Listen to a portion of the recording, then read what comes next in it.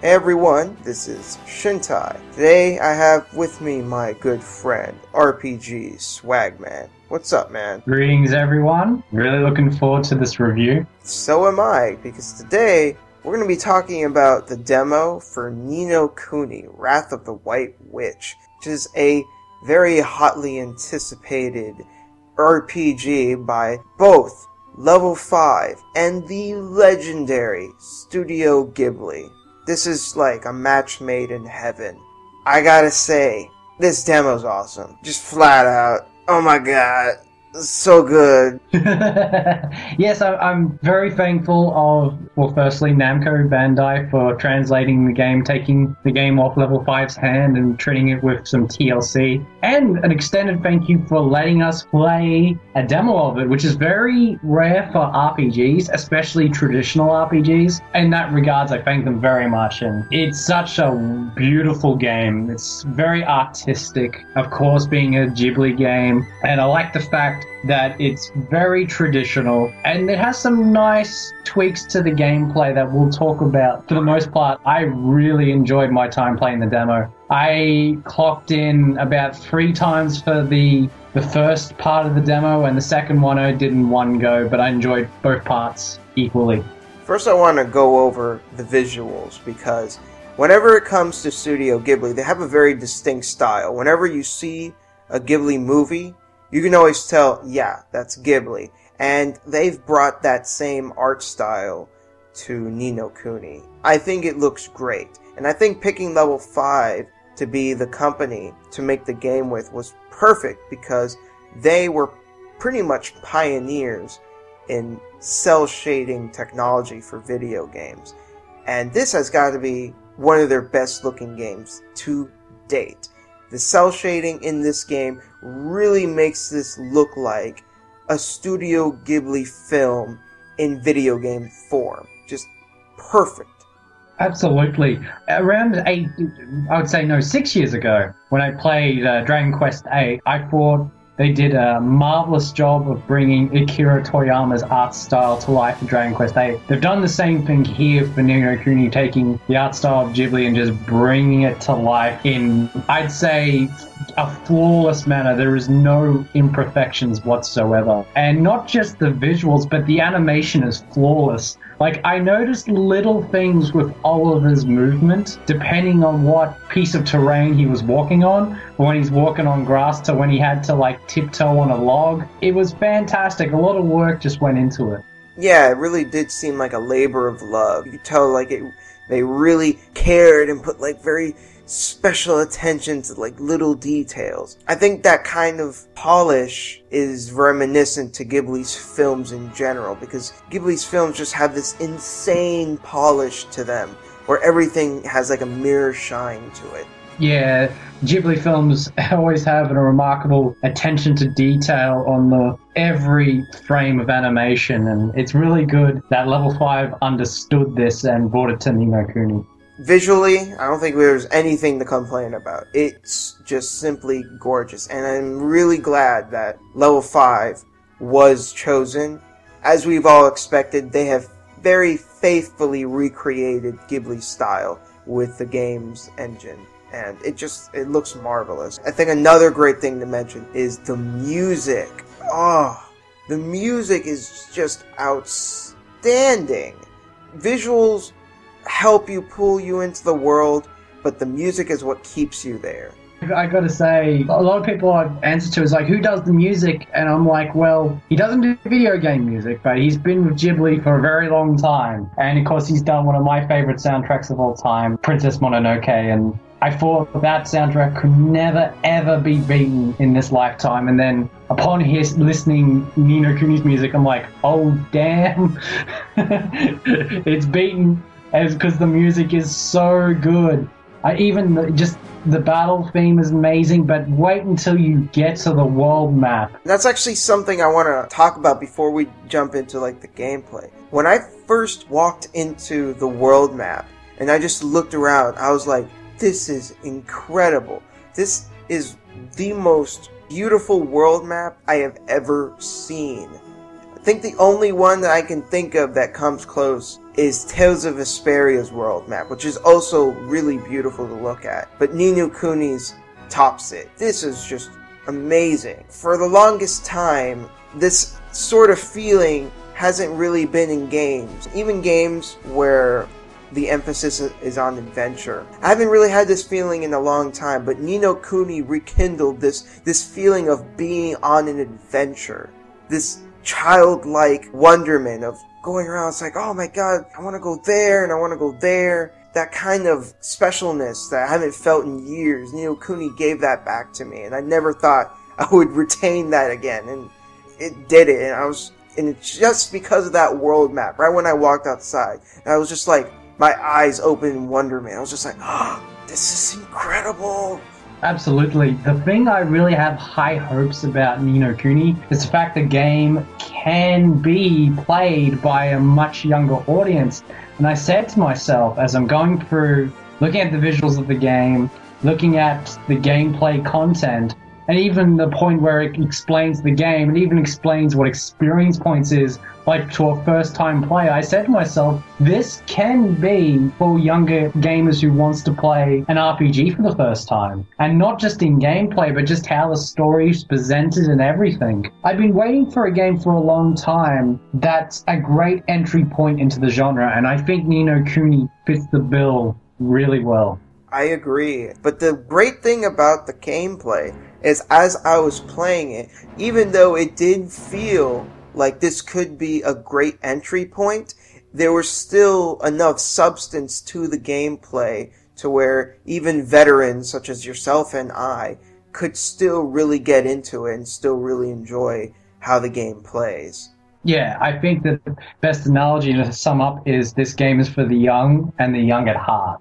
That's a great way of putting it. The gameplay, at first, I thought was going to be a little more traditional, but it does a neat little spin on combat. Basically, you can walk around completely freely during combat.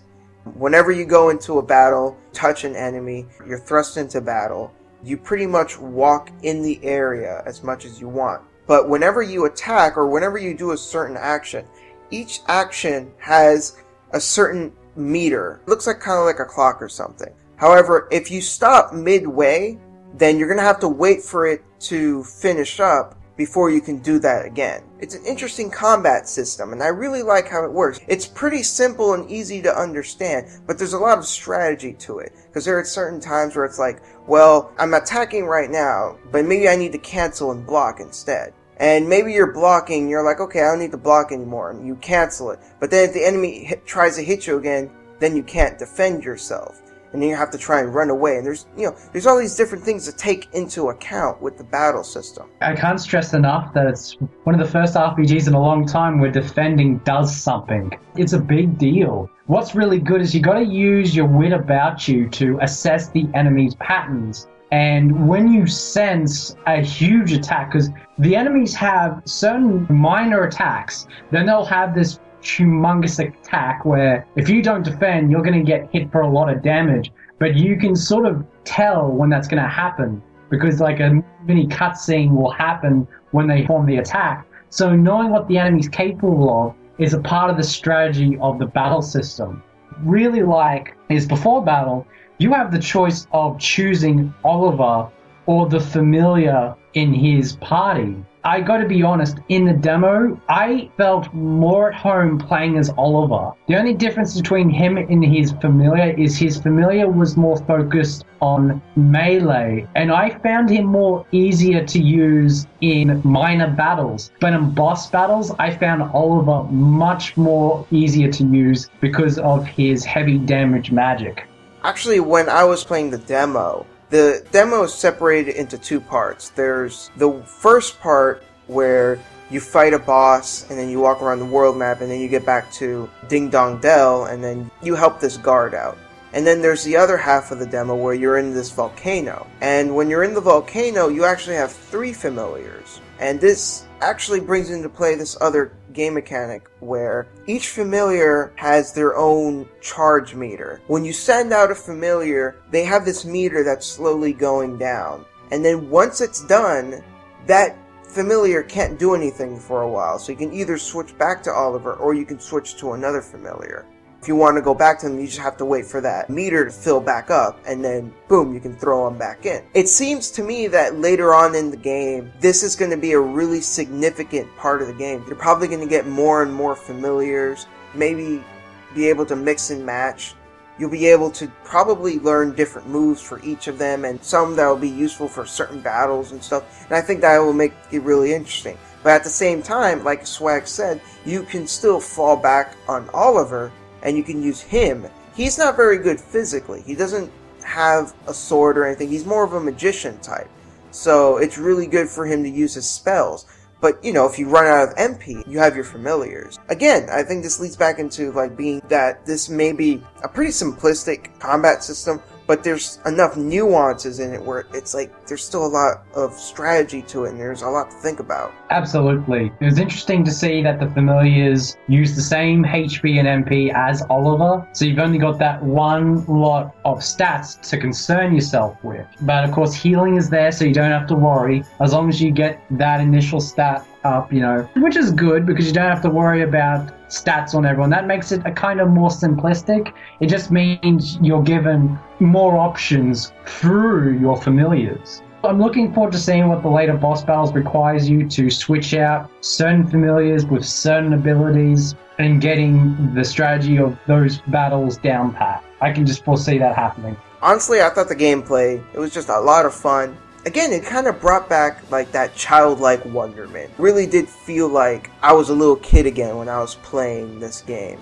That's just something that I haven't felt in a long time. I'm really looking forward to Ni no Kuni. Pretty much no complaints. I loved every bit about this demo, and I am just really looking forward to this. I think this will be probably one of the best RPGs to come out in a very long time. I'm most definitely getting this day one. I thought I'd have to import this, but luckily one of the best things that's happening is this game is getting a worldwide simultaneous release. So when it comes out in America, it's only going to be a couple of days difference to Europe and Australia. So I'm definitely getting it when it comes out. I would have liked to have mentioned a few things about like the story and stuff, but there really isn't too much to talk about. Some of the characters that were there that we did get to meet, I thought were very typical of Ghibli style. The main character's name is Oliver. He seems like a very well-mannered child, very respectful, very compassionate and kind, and he has his little friend named Drippy. It's funny, all these years, I've talked to so many people that have odd opinions about